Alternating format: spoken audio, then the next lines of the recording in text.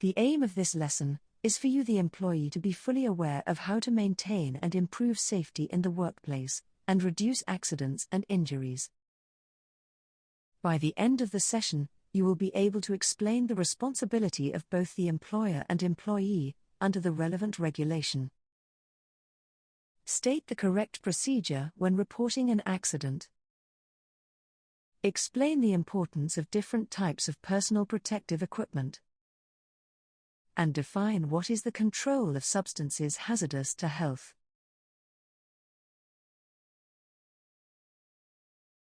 Health and safety is paramount.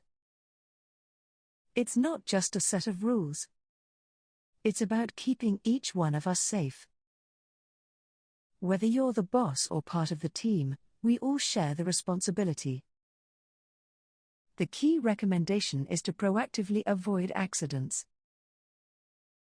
ICTS is dedicated to ensuring its employees work in favorable and secure conditions whenever reasonably feasible. This commitment involves implementing effective measures to guarantee the well-being of our staff and minimize any adverse impact on individuals and our business due to health issues or injuries. It necessitates the adoption and continuous update of best practices that are relevant and proportionate to the associated risks, ensuring compliance with guidance for various activities. The Health and Safety at Work Act of 1974 is a piece of legislation enacted in the United Kingdom, aimed at ensuring the health, safety, and welfare of people at work. It outlines the responsibilities for employers, management, and employees. It is ICTS' responsibility to look after the health and safety of all individuals on our premises or under our care, which includes visitors and contractors. This entails providing and maintaining safe plant and systems of work, ensuring the safe handling, storage, use, and transport of work articles and substances. Additionally, employers must provide information, instruction, training, and supervision, as well as ensure a safe place of work with safe access and egress, along with a safe working environment equipped with adequate welfare facilities. Management responsibility should undertake a risk assessment of their area of supervision or work under their control.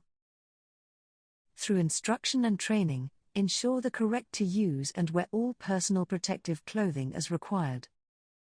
Train and supervise your work on hazardous machinery or equipment. Inspect and maintain your systems of work and equipment. Promote health and safety in the workplace, and report any defects for correction. Seek advice in health and safety matters from the designated competent person.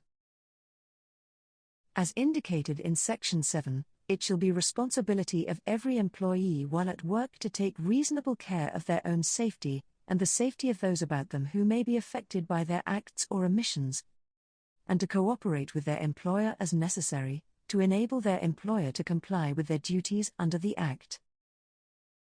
Not to interfere with or misuse certain provisions.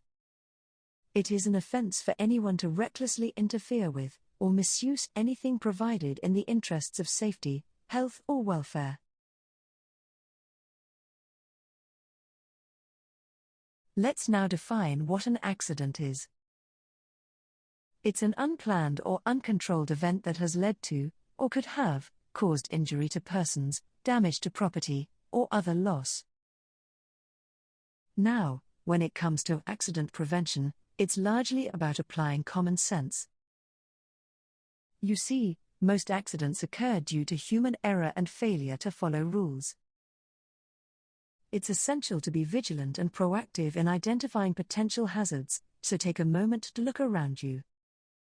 Are there any obvious trip hazards? Could you stumble over something? Are you sitting correctly in your chair, or are there any trailing cables posing a risk? It's crucial to adhere to safety protocols, because by following these rules and taking preventative measures, we can significantly reduce the likelihood of accidents occurring. Remember, accident prevention starts with awareness and proactive measures. Let's all do our part to create a safer environment for ourselves and those around us.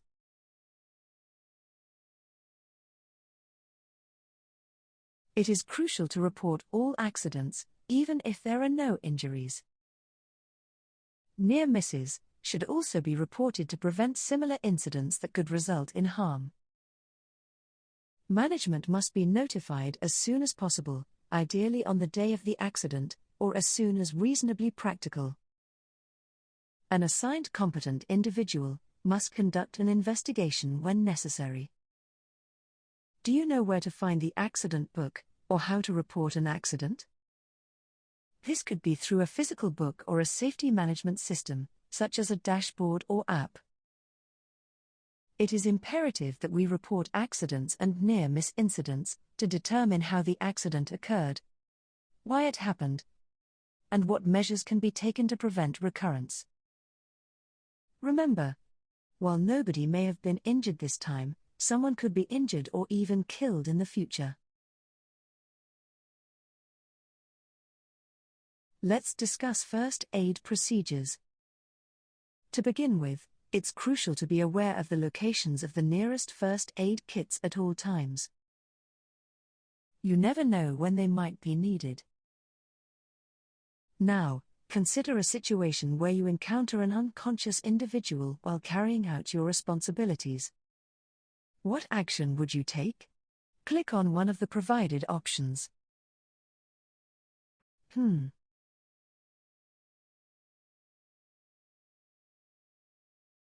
If someone gets hurt, make sure to ask for help from someone who knows what they're doing, like a trained first aider, or someone who's been designated for that role.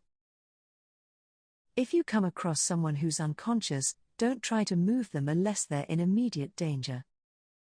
Moving them could actually make their injuries worse. Instead, raise the alarm immediately, and make sure others know what's going on.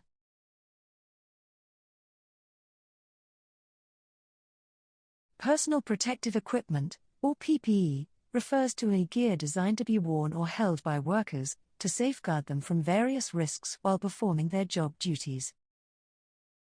This typically includes high-visibility clothing and safety footwear, although the specific items needed depend on the nature of the work being done.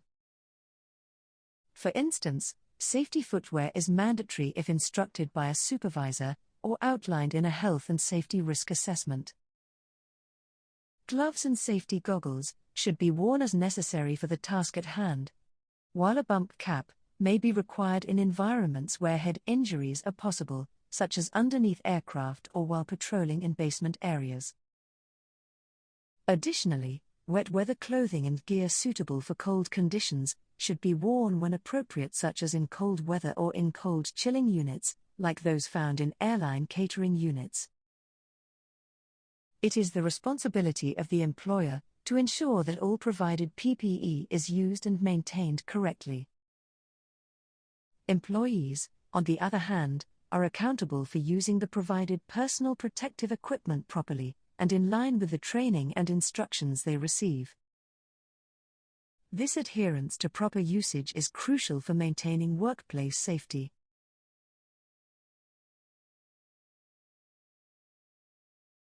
Using chemicals or other hazardous substances in the workplace can pose significant risks to people's health. The effects of exposure can vary widely, ranging from mild eye irritation to severe chronic lung diseases or, in extreme cases, death. To mitigate these risks, the law mandates that employers must effectively manage and control exposure to hazardous substances to prevent adverse health effects. This requirement is outlined in the Control of Substances Hazardous to Health Regulations of 2002, which applies to all workplaces, not just industrial settings. To comply with this regulation, employers must conduct specific assessments and provide chemical data sheets for hazardous substances used in the workplace. If it's not feasible to eliminate the use of hazardous substances altogether, employers must implement appropriate working practices to safeguard the health and safety of workers and others who may be exposed. While ICTs typically don't directly handle tasks involving hazardous substances, it's still crucial for individuals in this field to understand regulations and their implications, ensuring a comprehensive understanding of workplace health and safety measures. Please, now take a moment to review and take a note of these fundamental concepts related to what you have just learned. When you have done, click on the next button to continue.